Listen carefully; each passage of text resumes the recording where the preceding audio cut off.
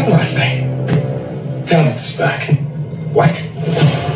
Listen, Tabitha got out. It's possible. Where's the tree? What are we waiting for? Okay, stop. I've had it. Victor, your dad is here. That's not possible. He's upstairs. No. Victor? We're going to the tree. What? They're right. I went out and I came back. And I came back with nothing.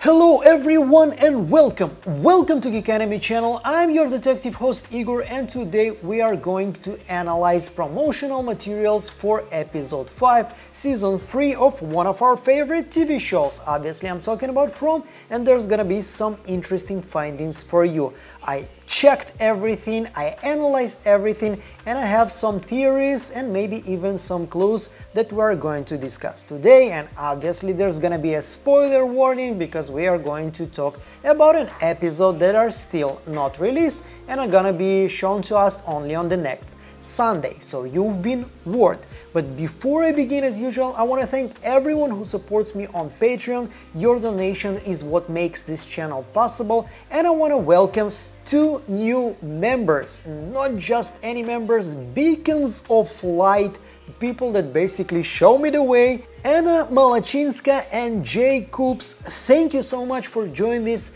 small but very warm community. I appreciate your donations, I appreciate your support, and I will do anything in my power to never disappoint. Now, let's dive in. So this time I actually want to start with the synopsis for the episode. Let's read it together. Victor must face a painful reminder of his past. Julie looks for ways to cope with her trauma. Boyd struggles to keep the town safe as the residents begin to question his judgment. And Tabitha tries to adjust to her new surroundings. So this is not something new, we've got those synopsises before even episode 1 was released, but just to remind you, what are we looking at? And the first image that we get is actually from the teaser, and Jade and Kenny are coming back from the village and they get some pretty amazing news. Boyd tells them that Tabitha is back. Obviously Jade is in shock because this is basically a proof that you can survive or even escape this place. So we have some promotional material, some promotional images from the Amazon website, and we can see here Kenny and Boyd, they're talking about something. You can actually see that Boyd is leaning in. Look at his body language. Usually Boyd is like the father figure for Kenny. Now it looks like the dynamic is a little bit changed. You can see that Boyd is really listening closely to anything that Kenny has to say.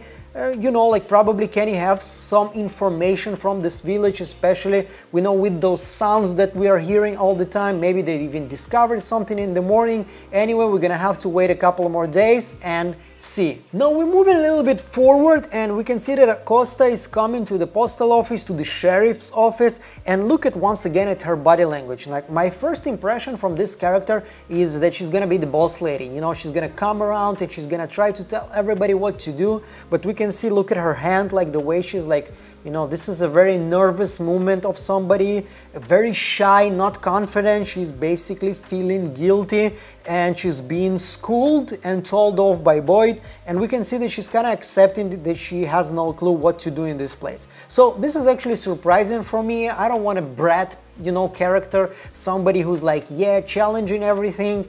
We don't need this, okay? We need more answers and more clues, not those annoying usual dynamics that we see in every horror movie.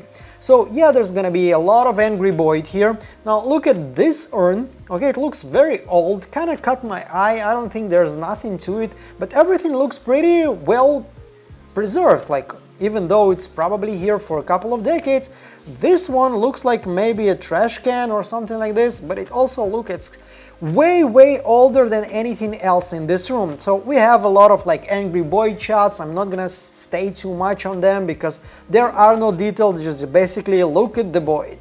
Boyd is angry. Boyd is awesome when he's angry. More awesome Boyd.